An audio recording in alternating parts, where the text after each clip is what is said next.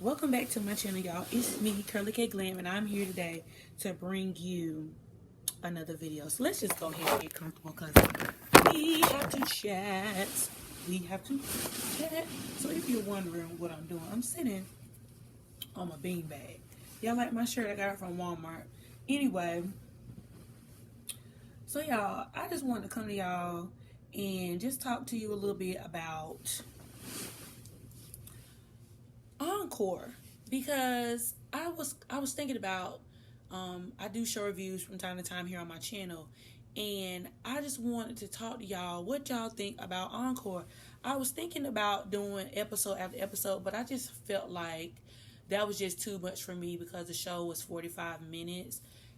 It was 45 minutes to an hour, and I'm typically, when I do reviews, I typically only do like 30-minute sitcoms. So I just felt like that would be like overload for me. But I just want to just give a few quick thoughts on the show. I thought the show was genius. I thought the show was everything that Chasing Destiny was supposed to be. Chasing Destiny to me kind of was like a new modern version of Making the Band, but more like relaxed, because Making the Band, I was watching this documentary on YouTube, and like some of that stuff they went through was just overboard. But I feel like Carlos was onto something when he did this show. I appreciate every single last woman who participated, and I just want to say that I was a fan of every single last group. I'm not even going to sit here and fake like I wasn't. I definitely had all of 7. The only group that I didn't have on my computer like that was Black, but there was a song from Honey that Black sang called "I'm Good" that made the Honey soundtrack, and that was my song. And I didn't even know anything about Black. And Bring It All to Me, that was my other song by Black. But other than that, I respect everybody. Also with the Black, I was here for Shamara, especially when she was on Real Housewives of Atlanta. So I was glad to see her back on TV. Nivea captivated my heart again after I saw her finding on BET. That was so good. And then I ended up watching her speak on it with Candy, and I just love Nivea. I love her personality. I love her spirit. Pam, I wasn't that familiar with Pam because Total was just a tad bit before my time, but I am familiar with Total, and I have had Total songs like in my music repertoire. Aubrey O'Day, I think everybody has had that love-hate relationship with Aubrey O'Day because she's the only member pretty much out of Danity Kane that has maintained in the forefront and in the spotlight. She has been on multiple reality TV shows, and I'm not even gonna fake y'all, like, I was a huge Danity Kane fan. I played the breaks off of Welcome to the Dollhouse. I don't even got my CD no more. First of all, it was a dub CD at that, and then I played the breaks off that CD, like, no cap. Like, the CD is broke. Cherish, I had a lot of Cherish music on my computer back when we used to download all the songs and put them on our MP3 player. And let me tell you something, Amnesia and Unappreciated was my jams. 702, who don't like 702 had a theme song to Cousin Skeeter. Cousin Skeeter was just a whole nother era that these children will never know about. That's when artists used to do the theme songs and like would be in the intro to the song, like how Coolio was in the intro to Kenny and Hale, and TLC was in the intro to all that. But anyway, who else? Nivea, Aubrey, the Twins, 702. Oh, Keely, of course. I grew up when 3LW was a thing when I was growing up, and so I was a little like over it when they broke up. But when I saw 2 of the members go to Cheetah Girls, y'all couldn't tell me I wasn't in Cheetah Girls, period. So Keely, I already had a special place in my heart. But let me just tell y'all something. Drama. And the Twins was like a double-edged sword for me, because they, don't get me wrong, they are talented, but they were little dogs coming to the table with all big dogs. Not to knock Cherish, not to knock Cherish, but you have to think about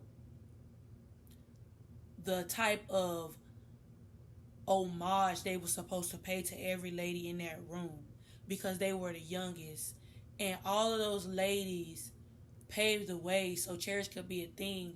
So it was kind of a slap in the face for me as a viewer to watch them behave the way they did, because I just wanted more for them. And I felt like with all that wisdom in the room, they could have soaked up so much juice. Like, you know how like when you sit in a room with an elder or with somebody who come from a different era than you, and you just listen to all the wisdom and knowledge that they give you.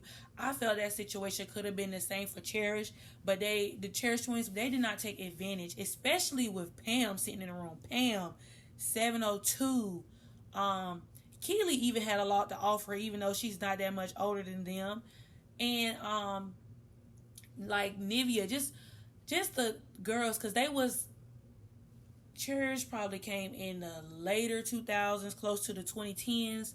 So I just felt like they could have just did so much. And then I had background on Cherish because shout out to Impressive TV, but Impressive did this documentary on Cherish, and I knew why the two older sisters were never going to be back in a group with Fallon and Felicia. And what I don't want to do is get online or make a review about the show and bash Fallon or Felicia, because I felt like they were still young and they're in a place of growing. But there has to be a time when you come in your life where you got to put all the childish antics beside. And like watching, I know, and they can't even say otherwise, I know for a fact that when they watched themselves on TV, they had to be displeased with what they saw. Because as a viewer, and I've watched multiple reviews of people who did weekly episode reviews, they had to have seen themselves, like, because it was just stressful sometimes to watch all of that stuff, especially the fighting and bickering between them and Misha, and then the way Felicia fussed out Cosign. Like, it just was not needed. And I felt like Keely said, had they focused and stopped arguing earlier, a lot of that stuff wouldn't have transpired in the house, especially with the way things transpired between Nivea. That was hard to watch because Nivea wasn't even that kind of person. She wasn't even giving off that kind of spirit. But you know, when you get tired, you get tired. And even Jesus had to crack the whip and shake the table just a little bit to let the people know, like, you're doing too much. Simmer down. You know what I'm saying? Like, it was just hard to watch. Keely, I felt like I had a soft place. Now I had a soft place in my heart for Keely because even though Keely might have made some mistakes throughout her career, I felt like the results of everything kind of tarnished her view.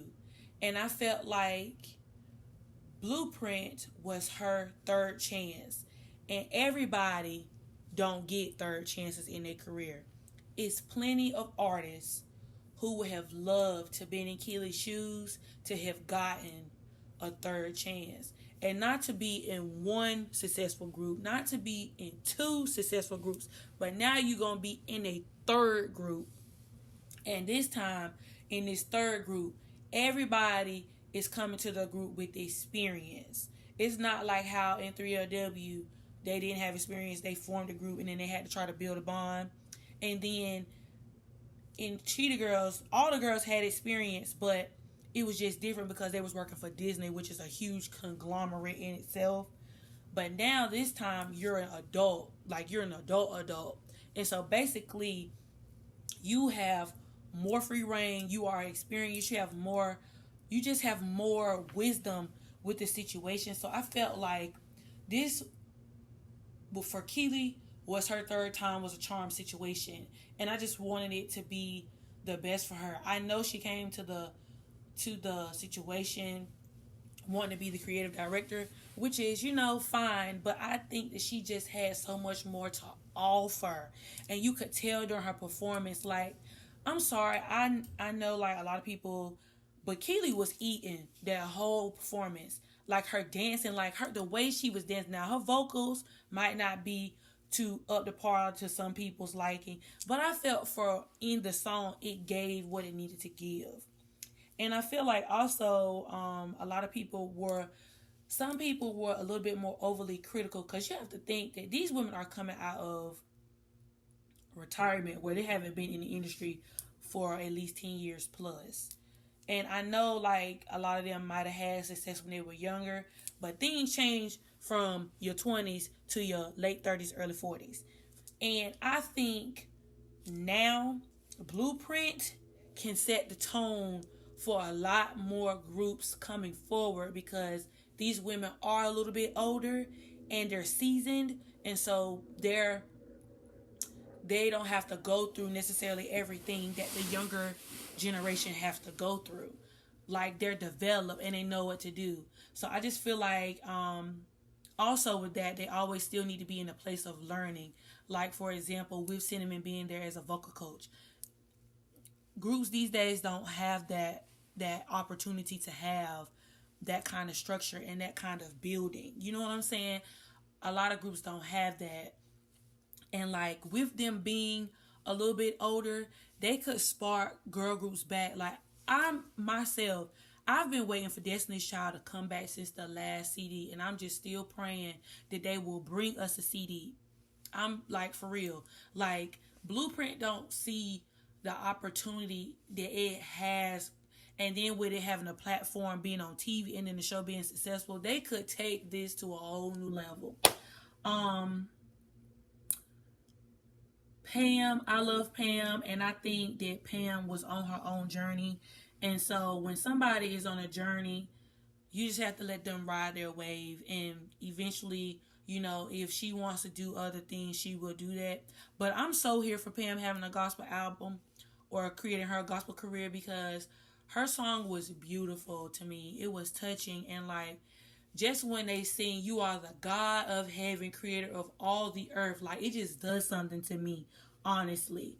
And, like, I honestly don't know how anybody can sit there and not feel that, because you can tell that she put her heart and her spirit into that song, and that God gave her that song. Like, to me, you could just see it.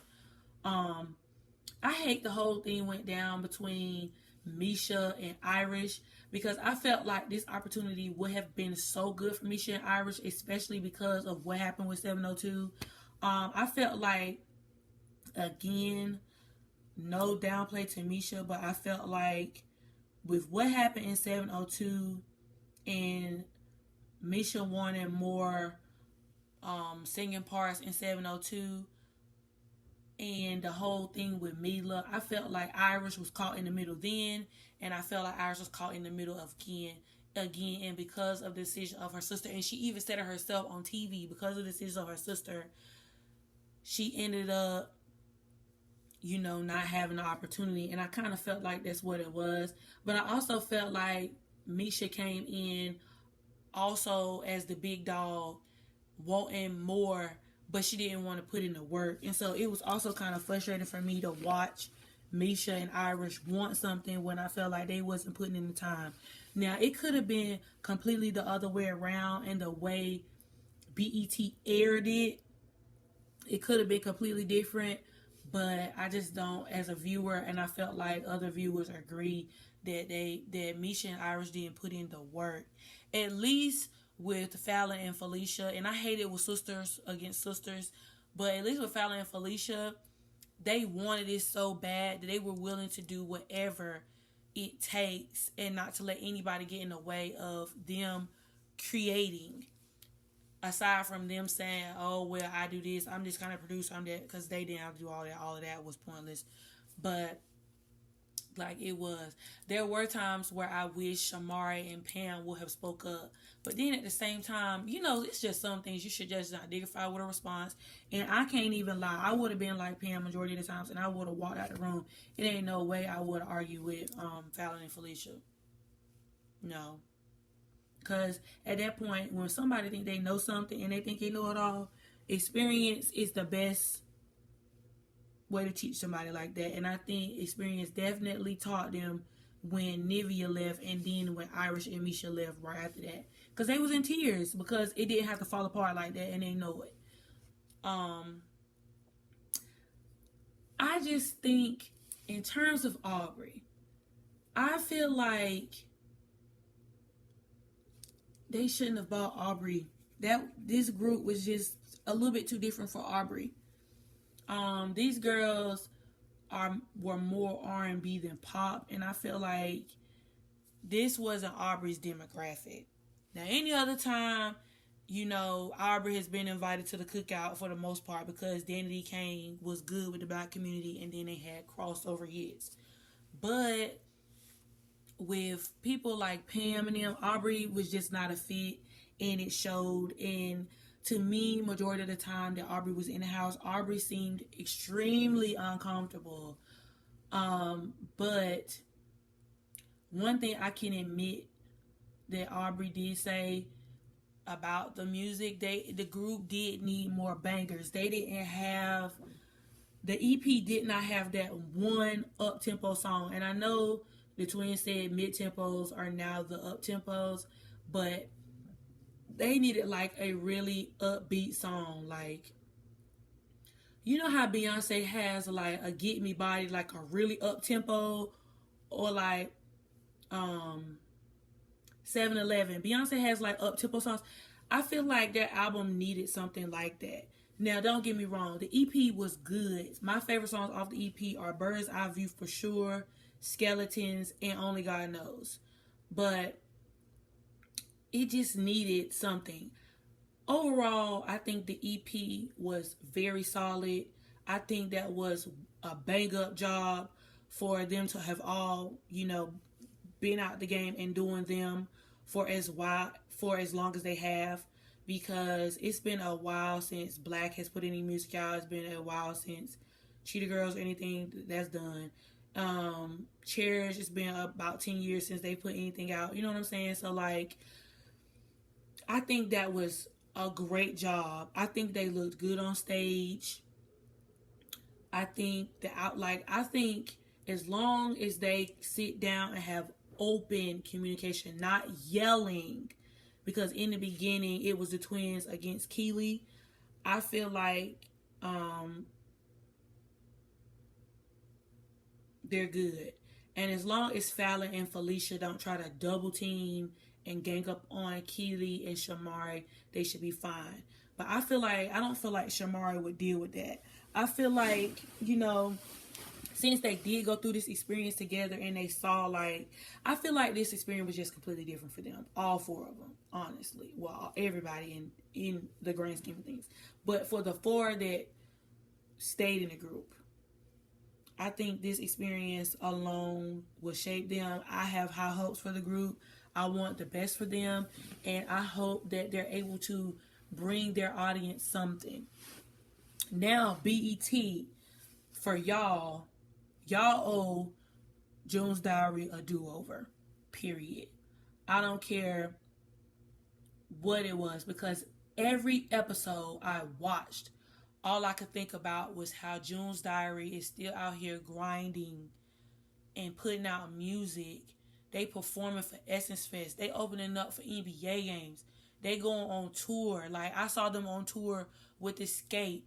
Like, it's no reason, BET, why June's Diary is not on y'all's network. Y'all are the platform. Y'all supposed to be for the culture. Y'all know that we were supposed to get another season of June's Diary to see where they were going to go with the music. These girls have been grinding. They sound amazing. They look amazing. Their dancing is amazing. And for them to have been, for y'all, June's Diary happened a good 5 to 6 years ago. So for them to still be together lets you know that they in this for the long haul. Okay? Because I don't know no group that ain't been on yet that's still together and still grinding as hard as they are grinding. They deserve a shot. So Carlos, I don't know if it's any legalities or anything y'all gotta work out, but put our good sisters from June's Diary on. I think if you do a show with June's Diary, you could legit be, you could have something, and then June's Diary and Blueprint can legit go on tour together and kill it, like across the board. No lie, like for real. Like June, like I could see it, a tour with June's Diary and Blueprint, and then it could be a BET Encore presents type situation. Like, and this will put BET back in a good spot because BET will be getting that viewership brought back to his channel, because a lot of people have kind of abandoned BET because of the content. But because this show right here was it, BET, y'all cannot drop the ball with this one like you did with June's Diary. I need for y'all to put Blueprint back on for a season 2 and show them preparing for tour, going into album mode, learning choreo and all of that, and not no situation where it's a 30-day competition and like it was now. Like, this is the real deal. So